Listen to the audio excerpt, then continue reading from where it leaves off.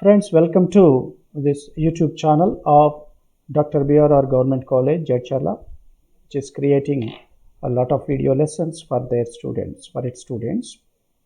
Friends, welcome to our channel. Today, we are going to discuss the general characters of snakes and key for identification of venomous and non-venomous snakes. Let's get started. Right. Snakes were evolved during Cretaceous period, either from burrowing lizards or from aquatic lizards. Okay, because the shape of the form of the snakes, if you can see, it is very strange. The snakes or the animals, they don't have limbs.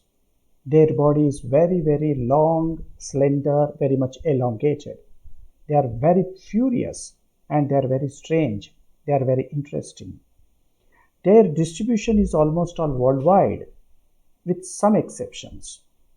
In the areas like New Zealand, Ireland, Greenland, Hawaiian archipelagos, and Antarctica entire continent. So snakes are totally absent. Snakes are not present in these areas. So sea snakes, let us consider sea snakes. Sea snakes are spread widely throughout Indian Ocean and also the Pacific Ocean. This may be due to the temperature of water in these two oceans, Indian Ocean and Pacific Ocean, are somewhat suitable for these snakes. Atlantic Ocean and other oceans, the temperature of water is very low. That is why snakes in sea snakes may not be appearing in those seas. Okay, there are about 20 families of snakes, 500 genera of snakes, and almost all 3,000 species of snakes are there in world. Smallest snakes are called thread snakes, having the length of only 10 centimeters. The longest snake, of course, it is the python. Python reticulatus is the longest snake, almost all having the length of 7 meters or around 22 feet. Okay, friends, you just understand most of the snakes are non-venomous. They are non-poisonous. They are not at all danger to human beings. But all human beings, many human beings, are having an idea that snakes are very dangerous. So whenever a snake is seen, it must be killed. Otherwise, it will come and attack us. No, this is a wrong concept. Snakes don't attack human beings. Snakes are the predators on certain organisms like mice, that means rats, and bandicoots. So friends, you just understand these animals, rats, bandicoots, are our enemies. That means they are damaging our food grain. So our enemies are killed by snakes. That is why snakes are considered as the friends of farmers. So snakes are also the biological controllers. They are the biological controllers of several species. That's why snakes are having a lot of ecological importance. So we need to educate the people about the importance of snakes. So one more very important thing is that in the venomous snakes, the venom is meant for their prey only, not for human being. They don't want to waste their venom for killing human being. They don't attack a human being unless human irritates them, or else there is no way for escaping from human being. Then only the snake defends the human being by attacking with its fangs and venom. The study of snakes is called ophiology, otherwise known as serpentology. Okay, so let us see some of the very interesting general characters of these snakes. Friends, snakes are poikilotherms. Poikilotherms are those organisms which cannot maintain their body temperature at a constant level. They don't know how to generate the heat. There is no heat generating system. There is no heat sensing system inside its body. And their body temperature is always confirmed with the temperature of surroundings. Hence, they are called ectothermals. or they are called thermoconformers. Okay, this is the reason why sea snakes are absent in cold water oceans. Okay, the body of snakes is elongated, okay, cylindrical, elongated. A very interesting feature is that they don't have limbs. They don't have limbs. But we see the limbs, we locate the limbs in python. In python, hind limbs are present as a small extensions. They are said to be the vestigial hind limbs. Okay, as there are no limbs, the limb supporting endoskeleton girdles are also absent. But in python, a vestigial pelvic girdle is present. Okay, limbless chordates are the snakes. We cannot generally take like that, but limbless chordate belonging to the class Reptilia, belonging to the order Squamata, and belonging to the order Ophidia. These are called snakes. Okay. Whenever you observe a snake, you might have observed that a furrowed tongue comes out of the mouth. It's not actually the mouth. Mouth is closed, but there is a gap in the lower jaw. Between the two halves of the lower jaw, there is a small gap because the two halves, two rami, don't attach completely with one another, leaving a small gap. Through that gap, the tongue will come outside. Protrusible tongue. Bifid and protrusible tongue will come outside. Lot of importance is there for tongue in snakes. Say tongue acting as what is that called a very important sense organ for the snakes, because when tongue comes outside, it collects all the scent granules. Snakes sense everything with the help of its chemoreception. Chemoreception is playing a very important role in detecting the surroundings by snakes. So these chemoreceptor, these chemosensory, these chemicals actually, the scent molecules are collected by the tongue, and the tongue goes inside and gives these scent molecules to a special organ situated above the buccal cavity. So that sense organ is called Jacobson's sense organ. The Jacobson sense organ in snakes is olfactory in nature, and it can sense millions of scent granules. So based on that, it can locate whether a prey is there in the hole or not.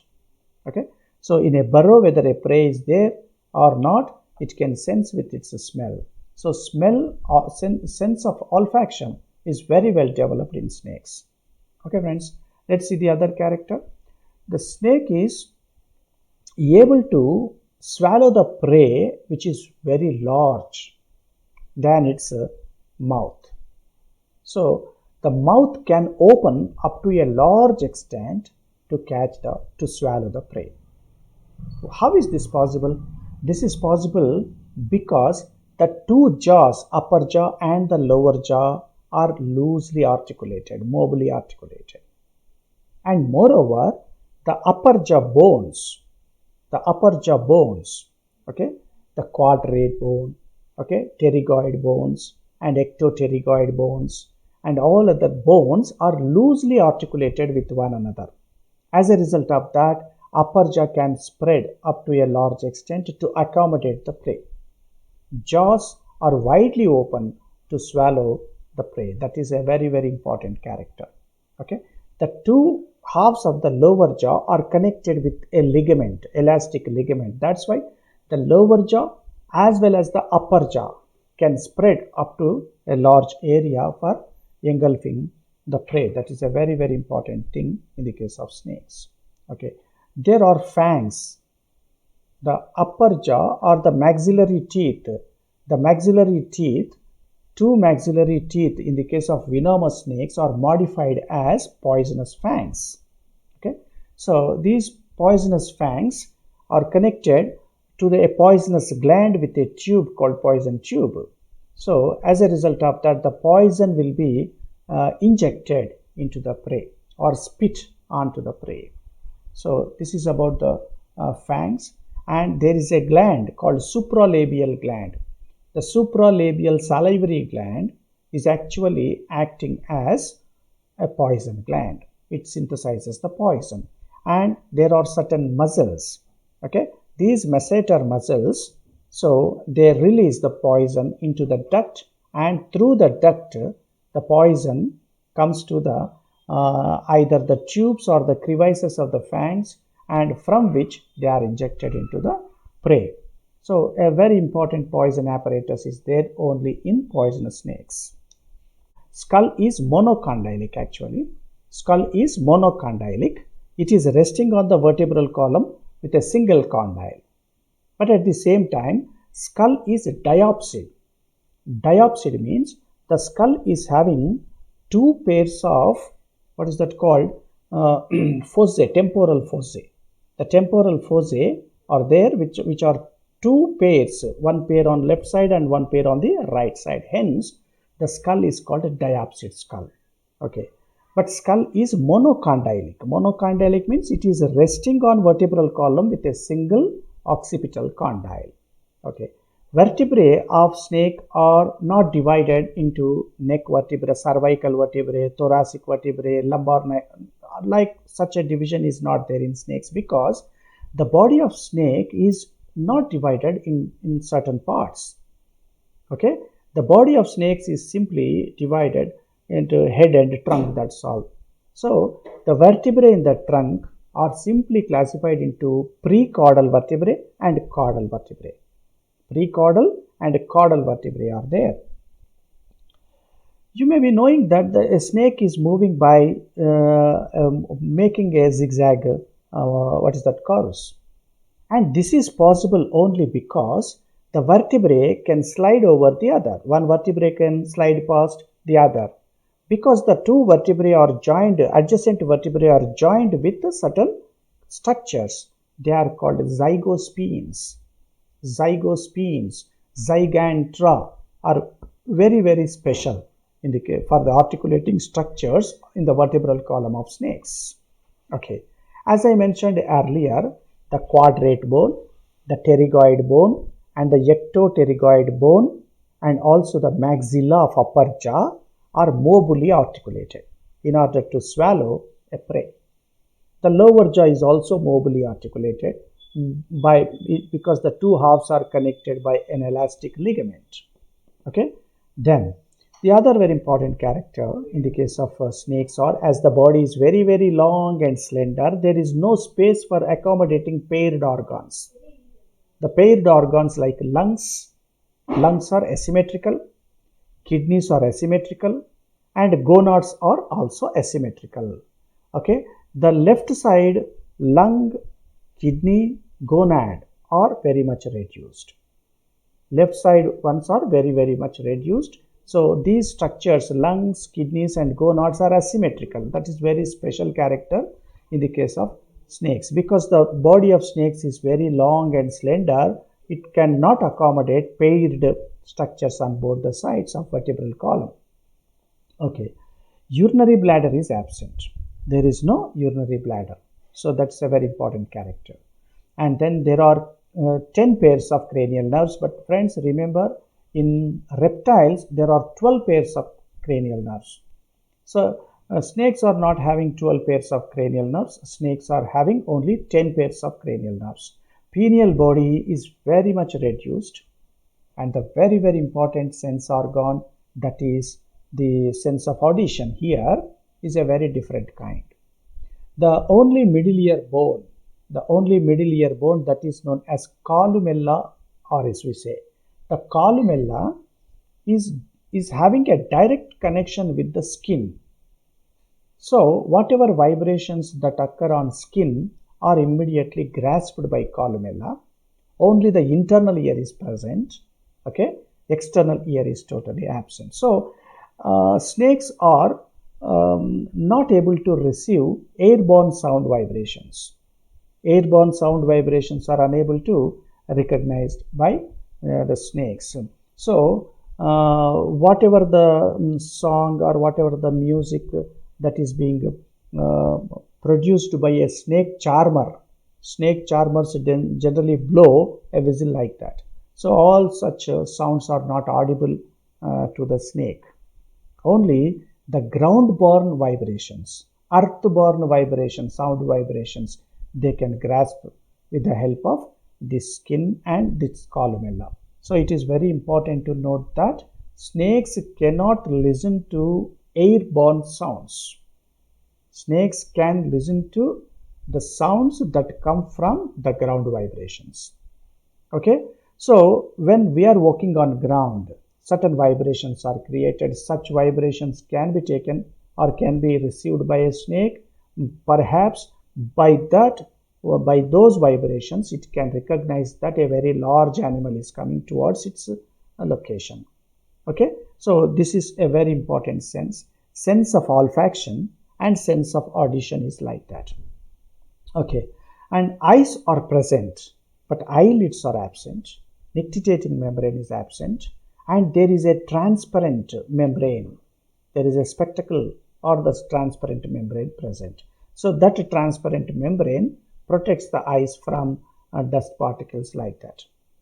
And coming to the reproductive system, as I mentioned, gonads are irregular, or gonads are what is that called asymmetrical, and these are unisexual. Snakes are unisexuals, but we cannot easily identify what the male snake and what the female snake is. By their external appearance, we cannot identify. There is no sexual dimorphism. Sexual dimorphism is indistinct, but males are having copulatory structures. Very carefully, we can see the two spines. And nearby the cloaca, we can see the spines, and these are called hemipenes. Okay, so that is the only recognizable character in males. Most of the snakes are oviparous, but vipers and some sea snakes are viviparous. Okay, so here are some examples: python, typhlops, tropidonotus, teas, eryx, dryophis. These are non-venomous snakes. Naja naja, Bungarus, and Russell's viper, Echis carinata, Ophiophagus hanna, Hydrophis. These are poisonous snakes or venomous snakes. After having understood the general characters or body form of snakes, it is very important to find out the way in which we can distinguish the venomous snakes from non-venomous snakes. Because there is a wrong conception that every snake is poisonous. No, that is wrong. 80% of the snakes are non-poisonous. They are non-venomous. They are not at all danger.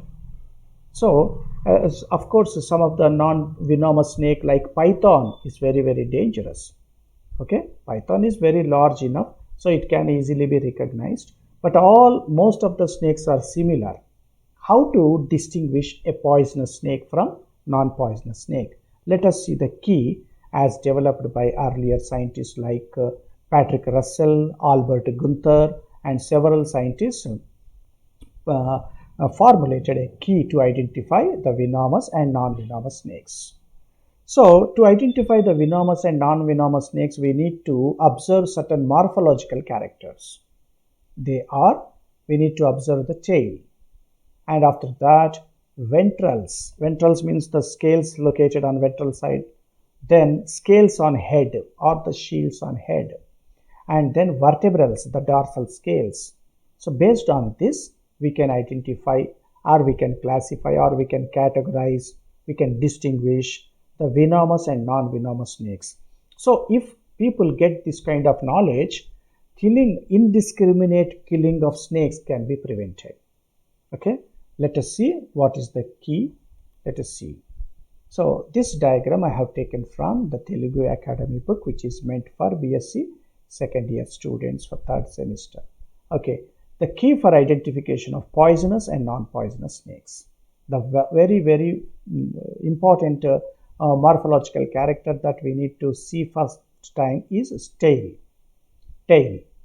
If the tail is flat and laterally compressed, definitely this is a poisonous snake, because the laterally compressed oar-shaped tail is useful for swimming. Okay, and such kind of snakes are only the sea snakes. All sea snakes are deadly venomous. So of course, so these snakes can be viewed or observed nearby seashores only. So if we are very far away from the seashore, okay, in inland waters, such snakes are not available. Okay, sea snakes are very, very dangerous. It is very easy to recognize the tail is oar-shaped or the tail is laterally compressed. This is the sea snake. Sea snakes, for example, Hydrophis, Enhydrina, they are deadly poisonous. One thing we need to remember, or one thing we need to understand here, nearby the seashore and medical facilities are also not available. That is why, so the bite of a sea snake in most of the cases will become fatal. So we need to take a lot of care. Next, if the tail is fine tipped, not oar-like, not flattened, if the tail is fine tipped or cylindrical and pointed, such type of snake may be poisonous or non-poisonous. So we cannot decide based on what is that called tipped tail. So the tipped tail snake may be poisonous or non-poisonous. Or if the tail is blunt, so it may be a double-headed snake like Eryx. If tail is pointed, then such a snake may be poisonous or non-poisonous. To observe further, we need to see the ventrals. The ventrals are the scales located on ventral side of the body. So we have to make the snake upside down and we need to observe the ventral scales. If the ventral scales are very, very small, it is not at all a poisonous snake. If the ventral scales are narrow, that means they are not touching left and right sides. They are located only in the middle of the ventral side. So such narrowed scales are seen in the case of python. Of course, python is non-poisonous, but it is very dangerous. It coils around our body and stops our breathing process, and it swallows our body as a whole. So it is dangerous but non-poisonous. Then if the ventrals are broad, touching from left side to right side, then such snake may be venomous or non-venomous. Then to find out whether it is venomous or non-venomous, we need to observe the head. If the head is triangular, triangular headed snake is called viper. Okay, if head is triangular and on the head small scales are present, not the shields, only the scales are present on head, and if the head is triangular, definitely they are vipers. All vipers are venomous. Vipers are of two kinds. In between the eye and nostril, okay, if there is a pit, this pit is called a loreal pit, a thermosensor. Okay, thermosensor. So if loreal pit is present, that is called a pit viper. Okay, pit vipers are very dangerous.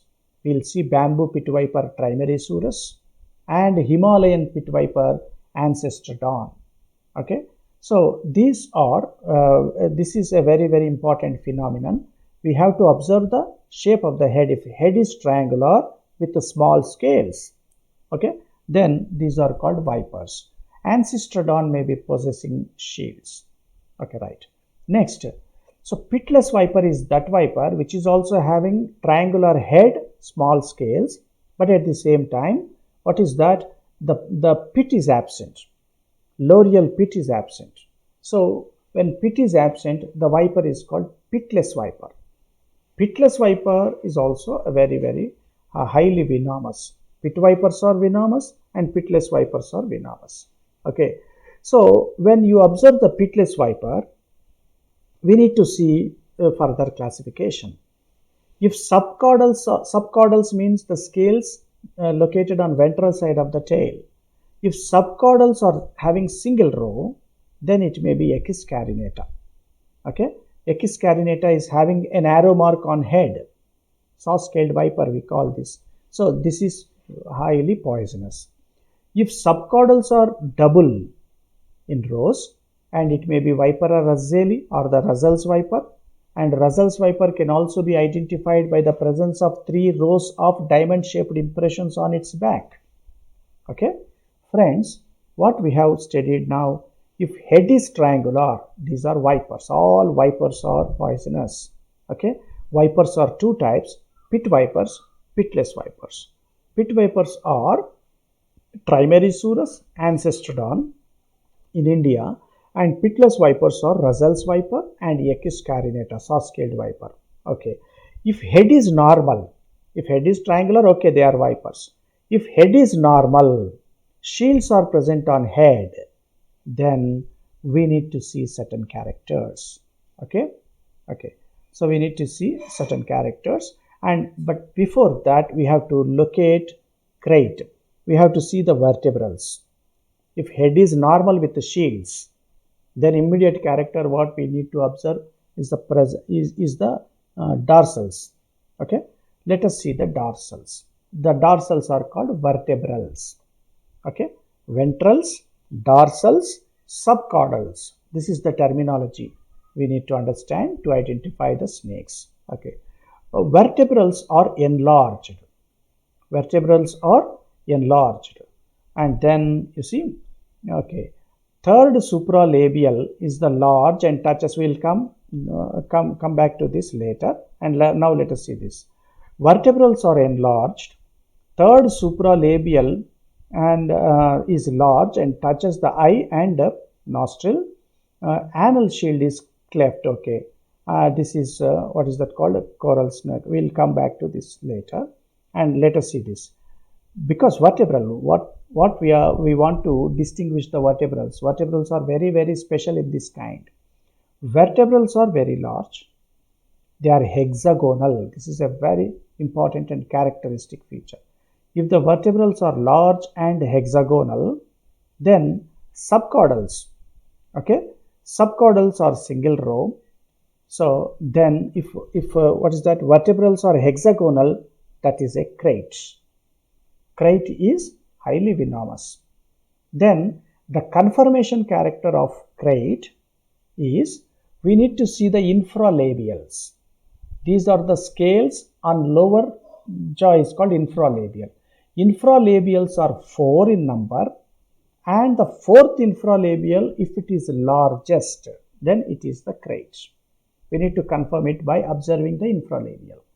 Vertebrals are hexagonal, and at the same time infralabials are 4 in number, and the fourth one is the largest for crate, and crate is very poisonous. Okay, if vertebrals are quite normal, then we need to see the supralabials. Infralabial is the important character to identify the crate. We need to see the supralabials. Supralabials are the lateral shields that are present on upper jaw. If supralabials are there and third supralabial is the largest one and touches the nostril and eye, if it is the case, then in such a case, these are either cobras or coral snakes. They are either cobras or coral snakes. How to identify the cobras and coral snakes? Cobra is having the expandable neck. The neck can be expandable like a hood. When a hood is present, it is a cobra. Okay, vertebrals are there. The supralabials are there. Supralabials are large. The third supralabial touches the nostril and eye, and there is a hood. Then it is the cobra. And a similar character is there, but there is no hood. Hood is absent. If hood is absent, definitely that snake is called coral snake. Coral snakes and cobras are having third supralabial that is very large and touching the eye and nostril. Now, what is the difference between coral snake and a cobra? Coral snake is having a hood, expandable neck region, and cobras are having expandable neck region, and coral snakes are not having hood-like structure. And the ventral portion of cobra is colorless, whereas the ventral portion of a coral snake is with different colors, pinkish color or any other color is there. Okay, with that we can identify a coral snake. The coral snakes are poisonous, but their poison may not affect or may not cause death in human being. The coral snakes are Calophis and Hemibangarus. Calophis and Hemibangarus. Okay. Let us see the cobra. What is the characteristic feature of cobra? Third in supralabial is the largest, touches nostril and eye. There is a hood. Let us see the cobra. If a cobra is having two rows of subcaudals and biocellate spectacle mark is there, spectacle mark on hood, okay, and there is a cunate shield in between the fourth and fifth infralabial, if there is a cunate shield, and this is called naja naja. Naja naja is having a small cunate shield. Okay. Then, if see anterior subcaudals are only one row. Let us see the other cobra. Anterior subcaudals are only one row because for our normal cobra, subcaudals are always two rows. But in this cobra, anterior one row of subcaudals, posterior two rows of subcaudals, and cunate shield in between fourth and fifth infralabial is absent. This cobra is called king cobra. This is called king cobra. King cobra is the only cobra that can build nests. King cobra is very, very dangerous. It can attack anything, any animal that is coming very close to it. And it can build nests. It can eat other snakes. Hence it is called Ophiophagus hanna. Very, very dangerous.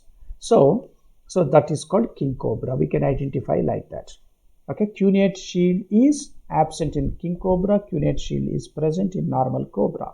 And hood is there, but hood doesn't have any spectacle mark, biocellate mark or round mark, any such mark are absent. Okay friends, by this classification, what we have identified, by observing the oar-shaped tail, sea snakes can easily be distinguished, and by observing the shape of the head with the small scales and pit, vipers can be identified, and by observing what is that called third supralabial, that is touching eye and nostril, cobras and coral snakes can be identified. Okay, and cobras can be distinguished from coral snakes by observing the ventral body that is colorless, and also anal shield. Anal shield, okay, you see anal shield is cleft in coral snake but not cleft in cobras. Okay, and the two types of cobras can easily be identified. So length, somewhat short length is for normal cobra, and for Ophiophagus hanna it is very, very long, up to 8 feet. And then cunate plate is present in normal cobra, and cunate shield is absent in the case of Ophiophagus hanna. And based on the vertebrals, we can distinguish a crate. But the conformation character of crate is presence of fourth infralabial, the largest one. Okay friends, based on this, you might have understood how to distinguish the venomous snakes and non-venomous snakes. Venomous snakes, example Hydrophis, Echis carinata, Vipera razeli, naja naja, and this is Ancestrodon. Non-venomous snakes, you see Python, this is Eryx johni, and this is Tias. Okay, the longest non-poisonous, second longest non-poisonous snake. Okay, friends, hope you have understood how to distinguish the venomous snakes from non-venomous snakes. Okay, these are the references. Thank you, friends.